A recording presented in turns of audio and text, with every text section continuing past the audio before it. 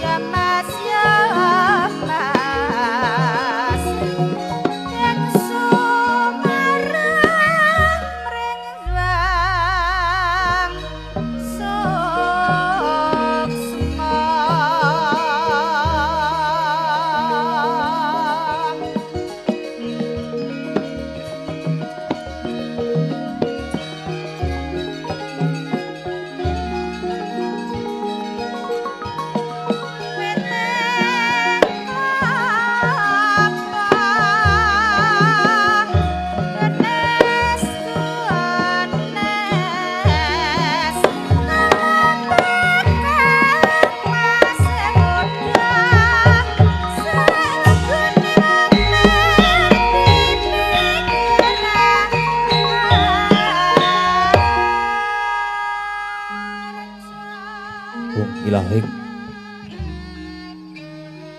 ilahing Wigna Mastu Purnama Sidam gawe kena mastu silat mringwang jagat karana siran tondo gawe sisaning bisana sono sinauran nglopes tumasil stantun lampahing Buddha cirantur tutur katelo tulotolat miraten paradya minurjita ngomong parameng neskara karena gya tuming jaman purwa Wini Sudatra ingkang diramodama pinardi tameng lalata mangke tekap wasananing kupita tanwun renggeng pralambang matumpa-tumpa marang panggung sang Murwengkata Negara-negaripun dita ingkang kaya adi dasa purwa eka marang sawijadi linuwih dasa 10 purwa marang wiwitan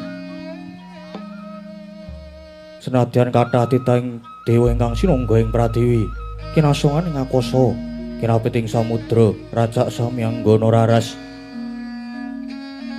nanging datan kadya ingkang ginupiting dalu samangke yakti ingkang sinebat gumelaring padukuhan karang kadempel ya ing karang tumaritis ya ing klampis ireng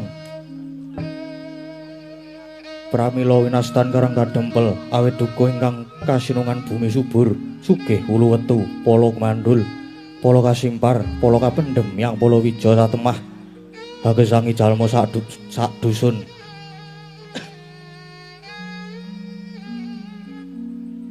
sinebat karang tumaritis karana keng tuya pancuran kang tinalangan mijil saking sendang miang tlaga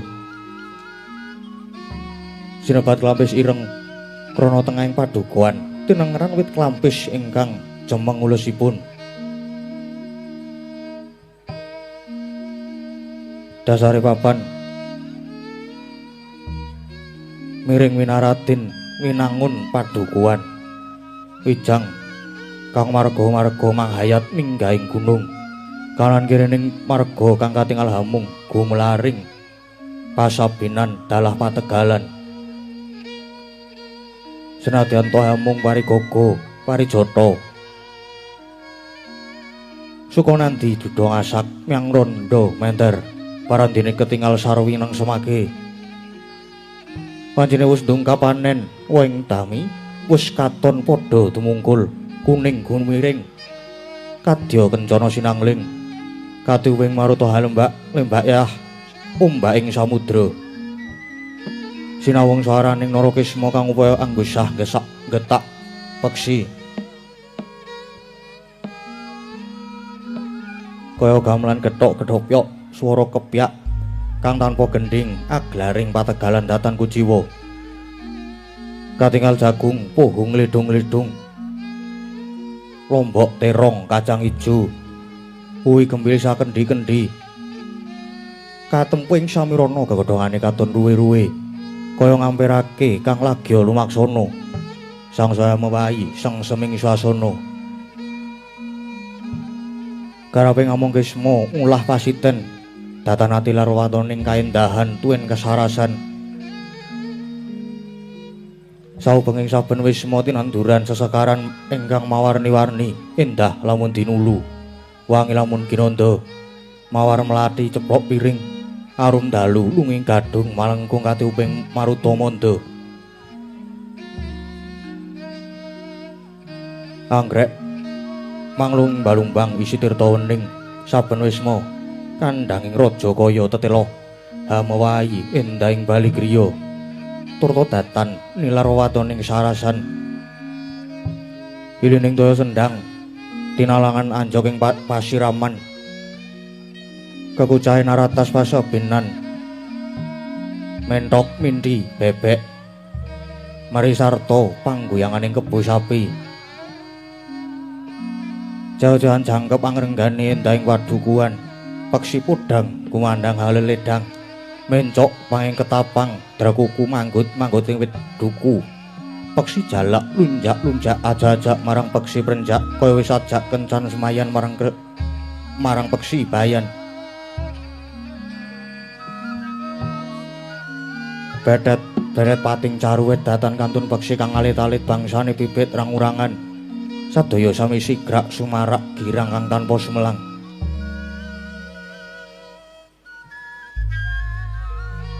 Ing madyaning padukuhan wonten wisma dapur limasan sirap sepuh kang sirep singep kayu sengon wusak umur. Gebya gedhek linabur gamping cendhela. Lah, Srentawa ingkang lenggah ing wisma Karang Kadempel. Tanasanes muhung tetungguling padukuhan Karang Kadempel, ya pamonging para Pandhawa, ya satriya tuhu bekti marang Darma. Yakti Awangi, Kyai Lurah Semar, ya Nayantaka, ya Badranaya, ya Saron Sari, ya Duda Manang Munung, ya Sang Jurudyah Puru Prasanta. Jangan Semara Santo, wong boga sampir, boga jati, ya Sang Ismaya. Semar tegese wis datan kasamaran, saliring kahanan ingkang gumelar. Lan ingkang durung gumelar.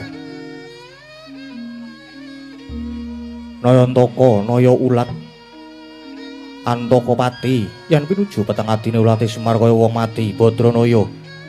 Badra rembulan Naya Ulat, yen pinuju karenan penggali ulate Semar Yayah Wulandadari. Saron Sari tegese sak pari polahe tansah nengsemake Nora Salru malah sari. Duda Manang Munung wujute Kyai Semar tansah ngewahake yen diarani lanang mongko kopek yen wadon kok rerawisan. Jurudyah Punta Prasanta tegese pamonging para satriya kang anggayuh kautaman. Janggan Semara Santo dadi guruning saben wong kang gegulang tapa brata sabar lila legawa. Ismaya tegese minangka pepenget dumadining Ismaya doinguni saking ismuning cahya weninging gesang. Kyai Lurah Semar nindakake darmaning pamong awit dasar wibawa, sentosa, wicaksana lan prasaja. Pramila datana momoka lamun Kyai Semar senadyan namung derajate ngaceplik nanging menang sinebat sang pamong agung. Sinuwidan dening para kawula turta cinakep dening Sri Naranata. Persasat dewa pangawak manungsa kang umur dewa inggih sinebat pusaka bisa kandha jimat kang bisa ngucap. Sakti sinten ingkang cesaketan kaliyan Kyai Semar. Kinudrat kang lali dadi ling, kang luput dadi bener. Nalika semana nuju risa juga ing wancinjang tabuh sadasa. Kyai Semar kepareng lenggah ing griya ngajeng datan kantun nalika samono. Sampun sowan putra ketiga Kilurah Nalagaring Petruk Kanthung Bolong lan Bagong.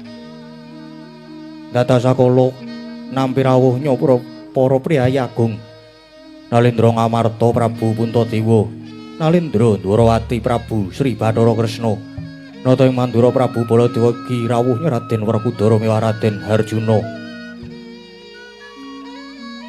Pramila daya-daya dana carani dadi mangkono pangudas maraning indra ingkang dereng kababaring lisan.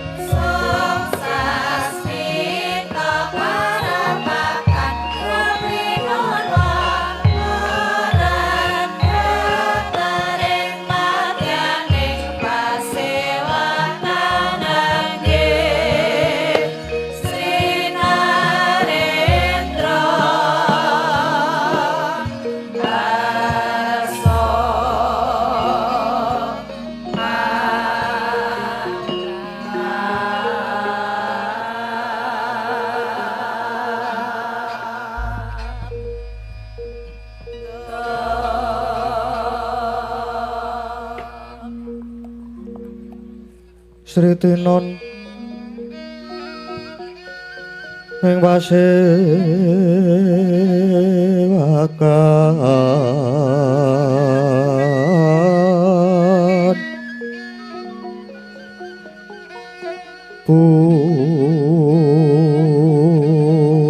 busana maneka warna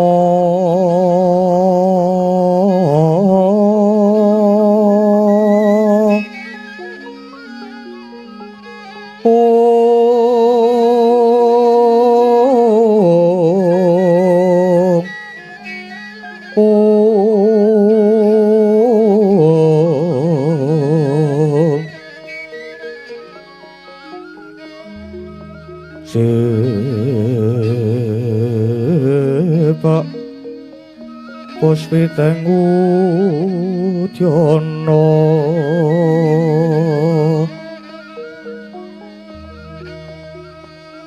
yang banjarah sarwa rukma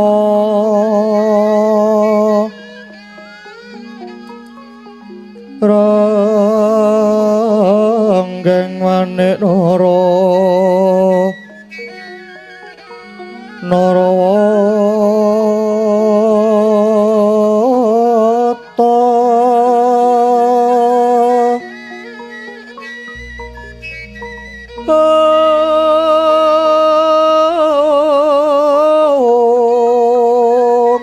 ana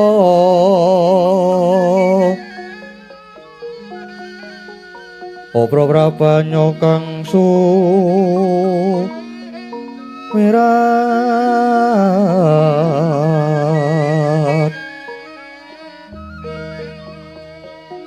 kanyaring deca kaliwaran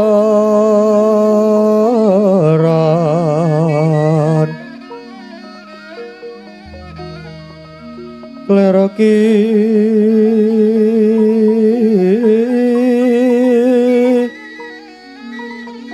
laci siring adit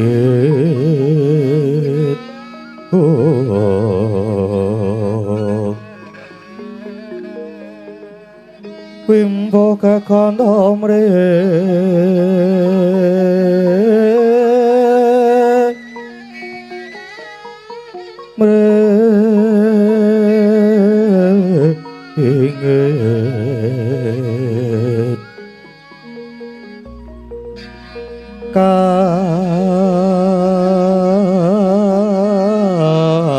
katiuping samirana mondo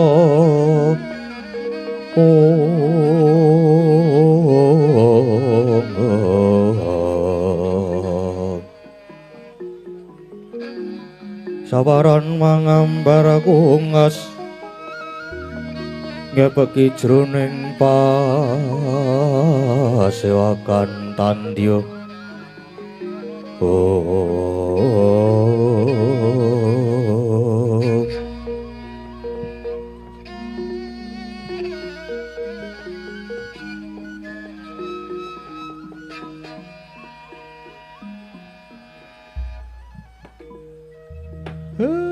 blagagag ugag sadulita mel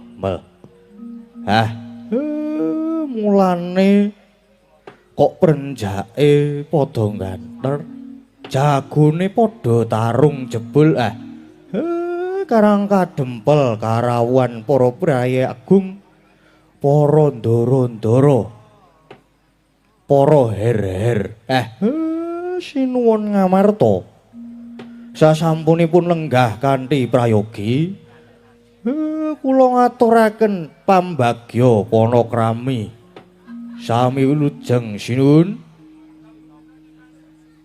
ya Kakang Semar mundi pangestune Kakang Nayantaka praptaku ana karang kadempel lulus raharja ora ana alangan sawiji apa mung wae salam taklimku katur Kakang Semar inggih Saka yen manggih wilujeng lan jawandika ngendika ngaturke salam taklim kula tampi nanging dawah sami-sami. Sinuwun Ndarawati. Sami wilujeng to. Maksudmu jagat madya linuwih ya. Pamujine Kakang Semar manggih Basuki Praptaku ning Rangka Dempel kene Kakang Semar. Nggih syukur. Syukur dipun prayogaken sinuwun. Ya wis kaya wis ora kurang prayoga meneh Kakang Semar. Semanten ugi sinuwun ing Mandura. Ngaturaken pambagya raharja sami manggih Basuki rawuh wonten rompok kula menika sinuwun jagat Dewa Bathara. Yo Kakang Semar. Paesune Kakang Semar tansah winantu ing karaharjan. Syukur. Ndara Werkudara lan Ndara Janaka dipun skecaken anggenipun pinarak lenggah nggih Den. Wah, yo. Kaya wis ora kurang prayoga Sedepol. Yo Kakang Semar. Kaya wis ora kurang prayoga. Nuwun mangke. Jimat sesembahan kula sinuwun Ngamarta. Gusti kula ing Ndarawati sinuwun Mandura rawuh wonten Karangka Dempel. Ingkang abdi nala gareng ngaturaken sembah sumungkeming pangabekti mugi katur sinuwun tetikanipun. Ya nala gareng. Wis ingsun tampa karya bombong ing manah. Gareng ngaturke pangabekti wis ingsun tampa. Ya. Nala gareng tak tampa pangestuku wae tamparana. Matur sembah nuwun. Sanget kapundi ndara kula, ndara Werkudara, ndara Arjuna bekti kula nggih Gus. Wah, gareng yo tak tampa. Ya nala gareng. Banget tak tampa karya bombonging penggalih. Nadyan ingkang abdi pun Petruk kanthong bolong rawuh paduka sinuwun Punta, sinuwun Kresna, sinuwun Baladewa keparenga kula ngaturaken sembah pangabekti mugi kunjuk. Petruk wis ingsun tampa karya bombonging manah. Petruk ngaturke pangabekti wis ingsun tampa. Punakan Petruk ya. Tak tampa. Pangestuku wae tampanana. Nun sanget anggen kula mundi dados jimat paripih. Ndara Panenggak lan Ndara Panengah pangabekti kula kunjuk nggih Den. Wah, Petruk tak tampa. Ya Petruk. Tak tampa karya gumbiraning manah punakawan Petruk. Wis komplit. Ngaturke sungkem pangabekti saiki kowe Gong. Sedaya kemawon ingkang rawuh ngaturaken sembah pangabekti. Ora kok lemu ngaturke sungkem iki kok. Njuk sedaya kemawon ora mbaka siji. Aku gelem mbaka siji ning 1.200. Iki lumayan lho iki nek cair iki. Oke iki 1 2 3 4 5 5. Engko kowe barang tak hitung 8. Karo ki mburiku barang ki ban-ban iki yo diitung. Kowe senengane kok saru ngono ku. Klamben ana nganggo sandang ana saru kowe. Ya ora kena kaya ngono kuwi, Gong. Ora, sing penting lek aku wis ngaturke sungkem pangabekti, ya wis sak karepmu wis. Sak karepmu leh marep ngaturke sungkem pangabekti apa kepiye. Wis bener kaya mau lho, sedaya kemawon. Wis kanggo sapa-sapa, ya wis. Sinuwun persasat Karangka Dempel kados dene kejugrukan Ukir Sari. Kalebaning samudra madu inggawit rawuhipun Jawandika sedaya nanging keparenga kula lajeng cumadung dawuh wonten wigatos ing karsa ingkang kados pundi dene sami kepareng rawuh wonten sudung kula mriki menapa sekintenipun badhe paring duka dhateng kula krana kula nggih ngrumaosi yen pinten-pinten pisowanan kula mboten nderek seba caos. Ning yen kula wis padake kok sajak wonten wigatos wonten menapa sinuwun? Monggo. prayogi lajeng kababarna kula pun sumedya nilengaken karna manglungaken jangga murih terwaca anggen kula nampi sabda paduka sinuwun Handra ingkang puspita rum kasiling samirana mrih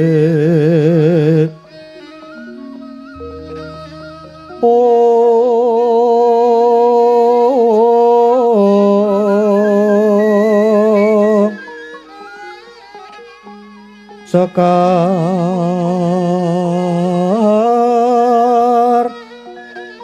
kadung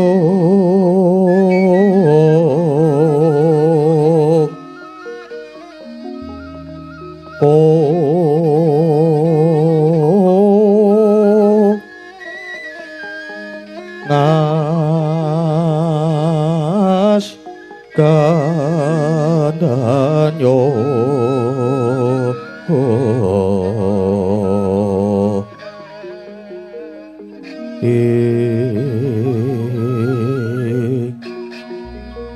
maweh raras retnaning driya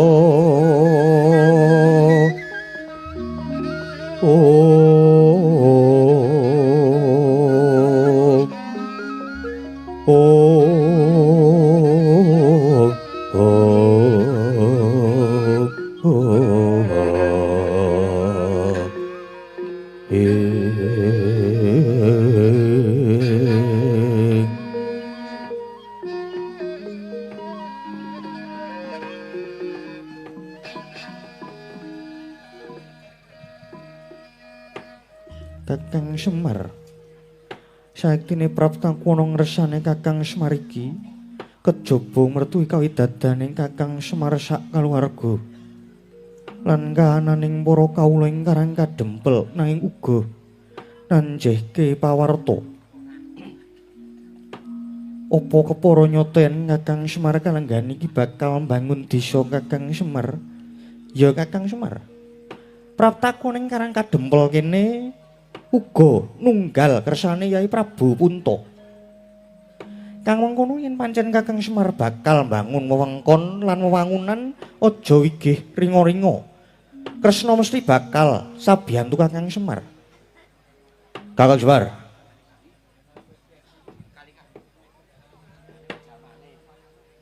Nang ngerti kabeh lelabuhane Kakang Semar ingkang persasat wis ora bisa diitung meneh.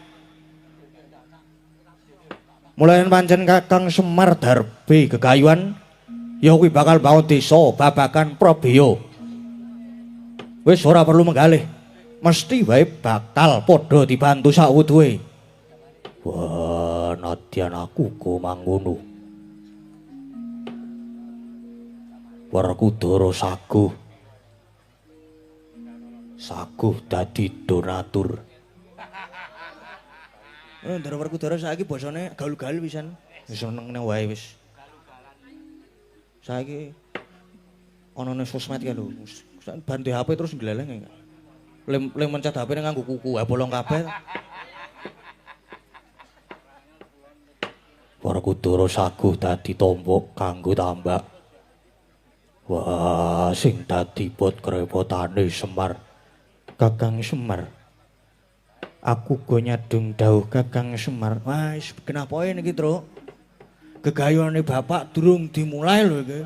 Wis do arep paring pambiyantu. Nek ngono aku sing dadi bendaharane ra apa-apa, Truk. Aku gelem aku cukup dadi bendahara. Gah. Nguntek ngono ning karo kowe iki. Ora aku dadi bendahara, aku nek dadi bendahara ke tertib menghabiskan kas. Rasah Gong, semeneng wae Gong. Kok njowo parem milik. Nggih, matur sembah nuwun. Dene semanten ageng ing kawigatosan Jangandika sedaya.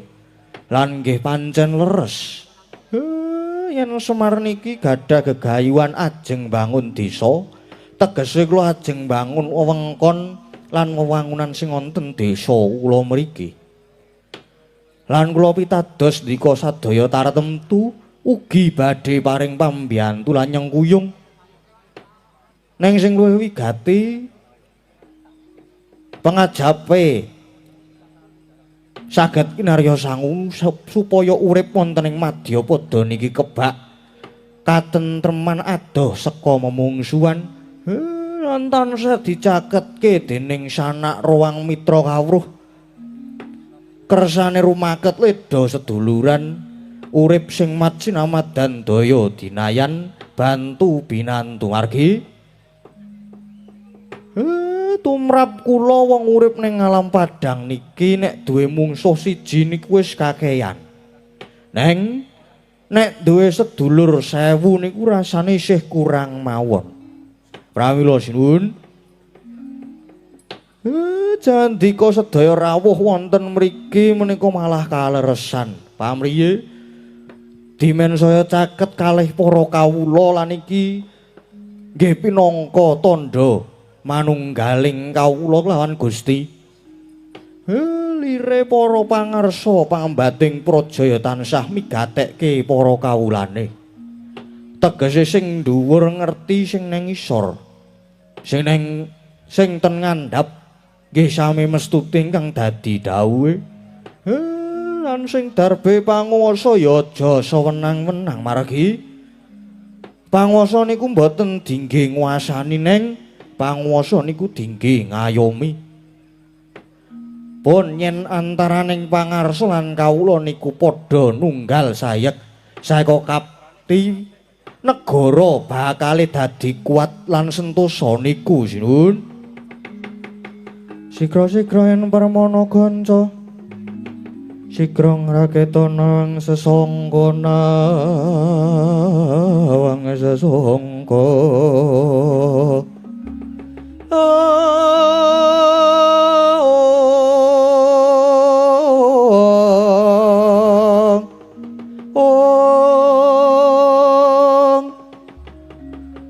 Goyang lenggahing Sri Nalendra ambek marosing sang katriku mulung mangrempak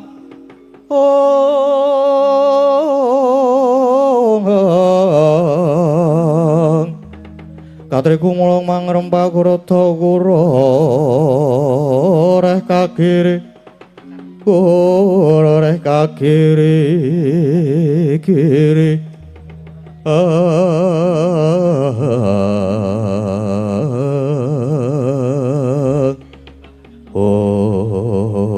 Wauta eja denya samimbal wacana nanging caritane bebasan anggai kanyut pinangka warda kanyut wong angganten pinangka warda ngakejoh minangka durung abang ida dereng manjing pertala kasaru gegering jawi sitenta ingkang kinarya gegering jawi tuh menika praptanipun Nalendra saking tanah sabrang miak sagung para ingkang sami sumaya dadosaken horeg kanca piyak ana daya mikir jaluk dalan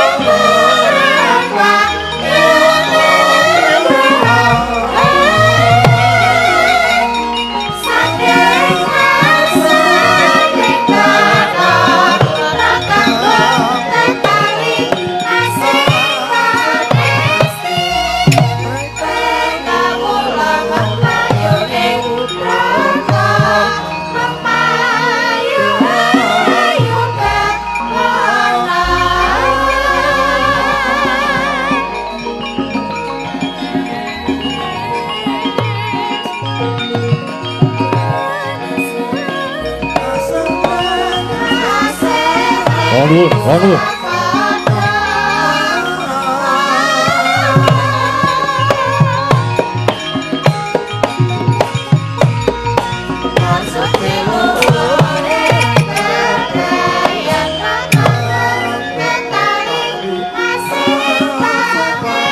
Kebak, kau kebak iki kepiye?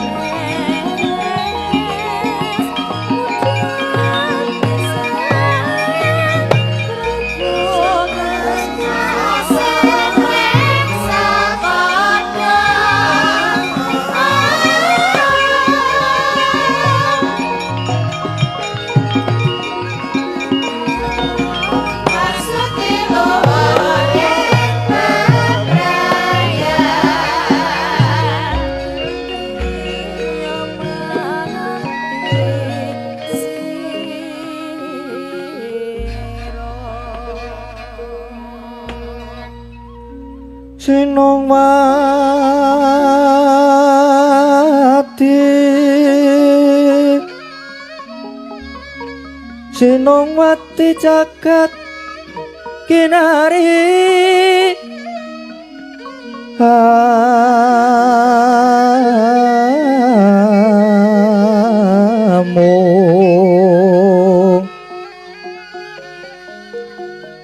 Mbak lumembak ombak ing samudra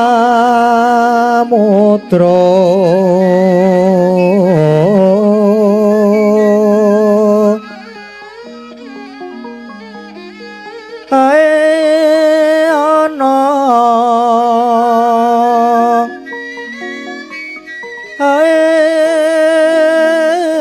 ana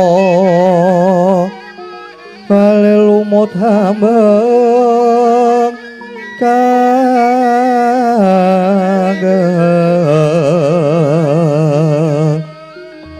awita dedenjeng-denjengan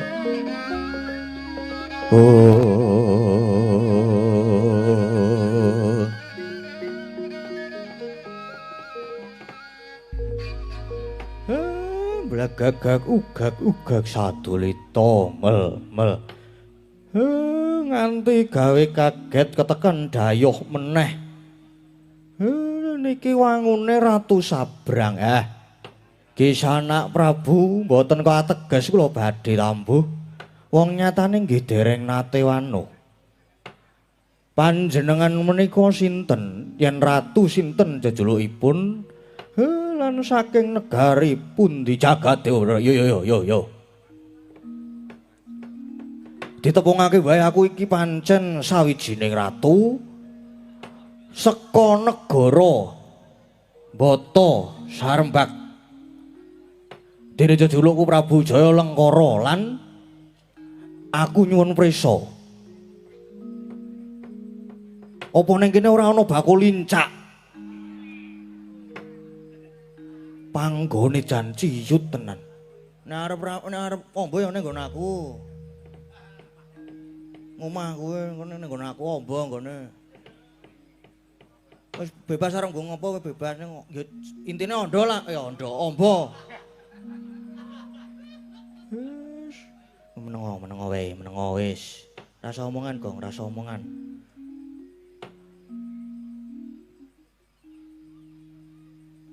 opo pancen bener yen panjenengan kuwi sing kundang Ki Lurah Semar inggih jagat mboten genep loro telu kula pun Semar Badranaya lah dalah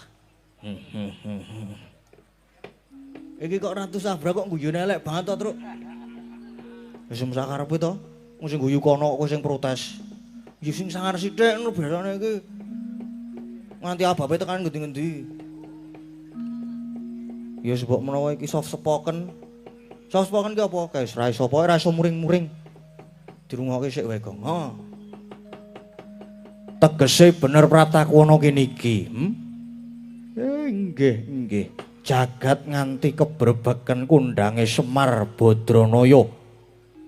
Tak kira wujude ki ratu utawa satriya sing gagah pideksa. Jebul mung cendhek tur wujude ya kaya Pespa mangkono. Nang gumunku ing atas mung Semar wae lah kok dadi dayohe sing do rawuh akeh. Tur iki sajahe para ratu lan satriya sing rawuh ana kene elok tenan. Langgih kula nggih mung kados ngaten niki. Lah ajeng wonten wigatos sing karsa ingkang kados pundi? Dene rawuh wonten Karang Kadempel mriki. Ya persajan wae. Tekaku ana kene ya amarga negaraku Bata Sarembak iki lagi ketaman pagebluk. Kejaba larang sandang pangan. Nanging kawula uga akeh ingkang padha nandang lara, malah bebasane esuk lara sore tumekaning pati. Sore lara esuk tumekaning sirna banjur sawening mancaku antuk wangsit. Nanging seranane negaraku bakal uwal saka penandang, negara bakal waluya ning seranane kita ngamung sakedheping netra kudu dilenggahi dening Ki Lurah Semar Badranaya. Lah mula kalenggan iki ayo. Kowe saiki manuta tak boyong ning negaraku. Yen kowe bakal nyuwun bebana ngaranana, aku iki ratu ingkang mblegedhu. Badhaku akeh meh seprapat jagat. Wis Gage, kandha. Lah yen pancen gelem tak boyong enggal tata-tata tumuli tak boyong. Mangke riyen. Kula jane mboten kabotan ajeng diboyong, Neng. Ning sakniki kula nembe repot. Nembe ribet merga kula nembe gadah damel. Lho, nggonmu duwe gawe pirang dina? Ngen kula gadah damel niki rada ribet mula mang srantekke mawon setengah taun nggih gedene nganti setahun niku sinuwun.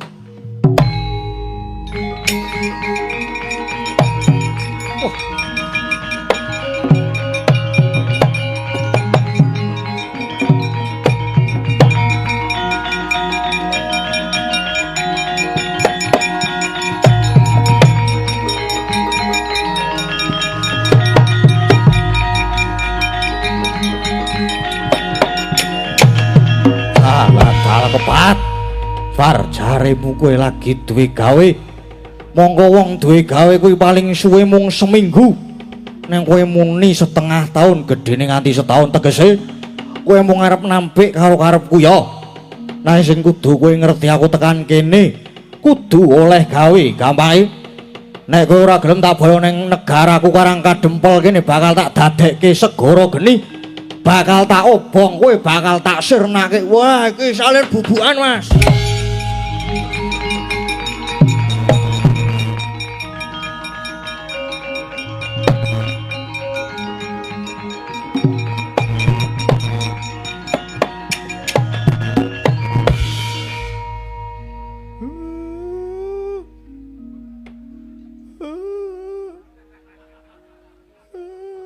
Gong kelekmu lho, Gong. Oh, adik sorry.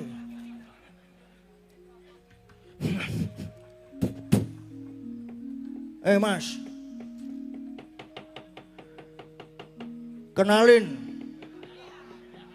Bagong. Kowe iki ya ngopo maju barang iki ya ngopo arep ngopo aku sik to, Pak. Iki mung kudu aku sing sangsulan. Lah piye to? Sinuwun Kresna ya mendel Ndara Werkudara sing jarene iki seneng perang ya mung meneng. Ndara Arjuna kae sing jare lanang jagat lancuring bawana ya mung meneng wae klecam-klecem. Lah sing maju kudu Bagong nek ngene iki. Bagong kowe aja maju. Kowe aja gawe geger mundur kene tak wangsulane. Mundur piye? Pak Bagong kan ana Semar lho, Pak. Bapakku arep dipiloro wong nek nganti aku pinangka anak kok mung meneng bae iki njur aku kuwi anak sing kepiye jal. Mula aku sing mangsuli ratu elek iki. Santai wae. Kowe mau sapa jenengmu? Jenengmu Mas apa? Prabu Jaya Lengkara. Prabu Jaya Lengkara. Jenengmu Bagong to? Arep ngopo? Kowe arep ngopo? Maju nyeraki aku. Lho. Debat. Dong udu. Dong ora. Saiki ngene. Prabu Jaya dimeja. An sapa mau? Lengkara. Kene iki nggon tata krama. Sampeyan iki ratu tanah sabrang wong adoh saka kene. Iso tekan kene mula sampeyan kudune iso ngempatke gawa papan. Ana tembungan di mana bumi dipijak. Di situ langit disunggi. Jinjing. Ngono dadi kowe iki manut karo budayane wong kene, Mas. Ora kok budayamu digawa rene iki aja. Tur meneh adile wong nyilih disili, nek ora disili ya wis. Nek utang adile diutangi, nek ora diutangi ya kudu diterima. Ora terus kok njur meksa. Kowe arep boyong bapakku, mongko bapak lagi ribet kok kowe malah muring-muring. Nek ora gelem tak boyong, Karangka Dempel arep tak obong. Sumbarmu iki lho. Apa sing kendel dhewe sak donya iki mung kowe apa piye? Mas. Wong Karangka Dempel kene iki ya wong kendel-kendel kabeh. Ning ora tau ngetoki kekendelane, merga kene do menggunakan ilmu padi. Ilmu padi iki apa, Gong? Ilmu padi iki nek wis tuwa terus diliwet. Wudu. Terus aku ana ilmu siji. Tak terlihat tapi selalu berkembang. Ilmu apa kuwi? Ana lah. Dicerna dhewe-dhewe. Nek ilmu padi mau kuwi semakin berilmu semakin menunduk. Nah, tegasku kuwi iku tegaske alah. Tegese iki kuwi. Ayo, iki kono diteruske. Semakin berilmu semakin menunduk. Bener. Dadi ora umuk sesongaran kaya dapurmu kuwi, Mas. Kene iki wong sopan-sopan, kene iki wong pinter, wong ampuh. Sing jeneng wong pinter, wong ampuh ki nek neng kene malah tenang, anteng. Neng nek ana wong digdaya kok pencilaan, pecicilan ki asline marah ringkih, genah ringkihe.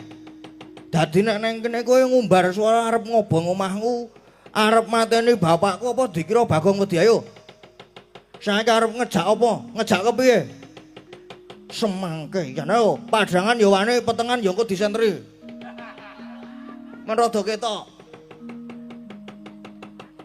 Pertengahan aku ya wani. Ayo jembar ya wani, rupak ya wani, tak ajangi jembar kowe. Lho.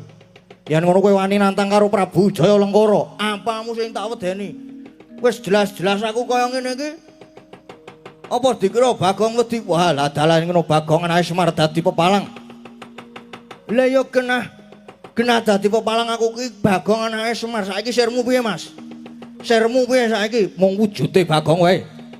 Sepiro kadigdayanmu, sepiro kekuatanmu lakon tak remet kowe nyepeleke Bagong. Kowe nek nyepeleke Bagong kleru Mas kowe, Mas. Njek kowe nek ditendang tungkake Baladewa mati bangsat rek dublak tukak cangkem kowe.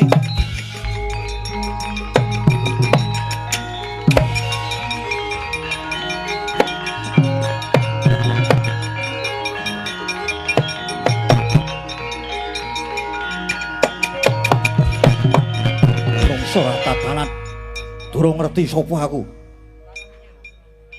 Gugu arepe dhewe Koko Prabu. Kok lajeng nendang raja menika niku pripun? Lho, lah aku krungu swara tendang tungkake Baladewa mosok sapa sing ngomong? Banjur sikilku iki mlaku dhewe. Aku ora ngerti. Lah lepatipun Koko Prabu niku wonten mriki. Ngerti, aku diomongi. Aku yo manut karo sikil. Lepat niku lepat. Wong Bagong mawon saged matur yen wong timur niku kebak unggah-ungguh nanging panjenengan kok mboten ngangge unggah-ungguh. Nyatanipun ratu menika wau dipun dupak kalian Koko Prabu. Yo, mergo aku krungu swara kon dupak. Bagong. Nun. Bagong. Nun. Dene. Pripun? Nene, yang jenengan sik mriki, selong mriki kok. Oh ya. Ratu dikongkon-kongkon. Kowe mau nyora apa? Lho, kula kan mung muni tendang tungkake Baladewa. Lah ya kuwi, lah ya ngono kuwi. Lah apa aku nendang? Lho nek kowe akon apa ora? Ora. Diomong aku kuwi meng mboten. Wong kula mung muni tendang tungkake Baladewa. Lah kok sampean terus nendang niku gek dadak puter balik barang to jenengan mau.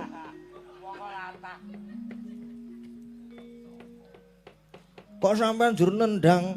Lah kejaba nek kula muni sinuwun tulung ratune ku mang tendang. Nah, itu kalimat menyuruh. Wah, basa Indonesia ora tau mlebet kok jenengan niku. Nggih to? Wah, edan Bagong edan tenan. Lagi engko terus piye? Terus kok piye? Ah nggih diteruske sisan mawon. Diteruske nggih. Diteruske kepiye? Diteruske kepiye? Lah sing nendang sinten? Aku. Ah nggih teruske. Kula tak memburi. Diterus sisan dirampungke ngono lho Mas maksudku.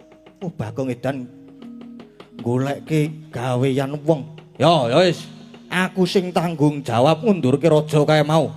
Kang Semar. Wis bab raja kae mau aku sing ngundurke.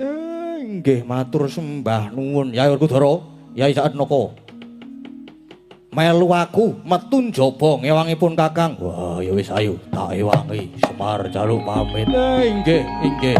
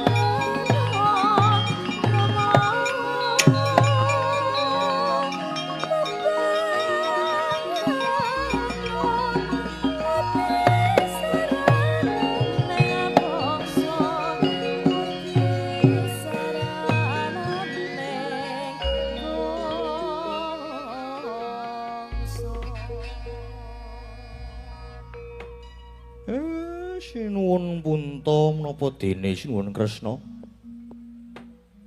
Matur nuwun dene niki sedaya sampun paring pambiyantu. Nggih bantu nggen kula badhe mbangun desa. Nggih bantu nentremke kahanan. Ya Kakang Semar. Wis dadi kewajibane punta sakadang ya Kakang Semar. Ing ngarep para kadang Pandhawa, Kresna lan Koko Prabu Mandura wis padha sago sabiyantu lan nyengkuyung. Mula wis ora dadak wigih aring-aringa Kakang Semar. Nggih. Sepisan malih ngaturaken gunging panuwun kang tanpa upami. Sampun samenika sawetawis sami ngaso wonten mriki riyin ning nggih kawontenan kula nggih mung kados ngaten iki. Ya Kakang. Aku malah seneng Kakang Semar. Nala Gareng, Petruk Bagong, bojomu mau do masak apa? Jangan lombok. Bojoku nek mau ki apa ya? Tahu bacem. Ngono aku beda dhewe apa iki? Ngono apa? Ngono aku anu ki sengsu ki.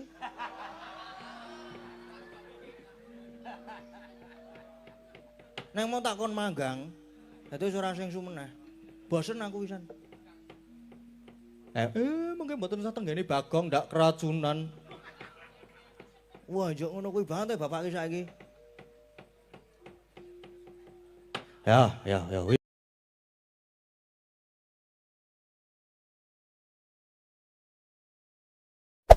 Hey there. Subscribe to my channel. And also press this bell icon.